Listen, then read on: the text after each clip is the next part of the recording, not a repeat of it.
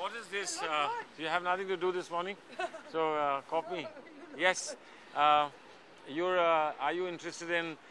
We have an ongoing, very good visit of His Majesty, the King of Bhutan, and I have just had a very fruitful meeting with him, and I have to now go and brief the Prime Minister. He will be calling on the Prime Minister now in the next half an hour, and then we'll proceed from there to delegation level talks. It's a very important relationship, as you know, between us and Bhutan. I visited there 10 days ago. We are in the process of working with them on their 11th plan, and consultations are on. As you know, that we are intrinsically linked with Bhutan in many ways, but today essentially we are working closely on power plants in Bhutan that will supply power to our country, and indeed are very fast becoming the mainstay of their economy, other than tourism, and the level of prosperity over the years because of this is, I'm very pleased to say, noticeably going up, and I look forward to a very useful trip. David Coleman Headley को sir 35 साल की सजा सुनाई है Chicago की court में। क्या Bharat disappointed है क्योंकि 34 घंटे ही मिले थे भारत को उनके साथ पूछताछ करने के लिए? क्या भारत उम्मीद कर सकता है कि उनके जो सहयोगी रहे उनसे पूछताछ करने का मौका मिलेगा?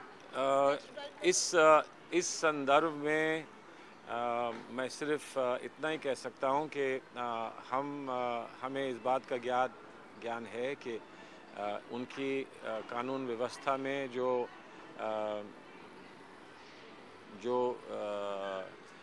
जिस कारण से यहाँ कार्रवाई हुई है, वो उनकी कानून व्यवस्था में एक वास्तविकता है।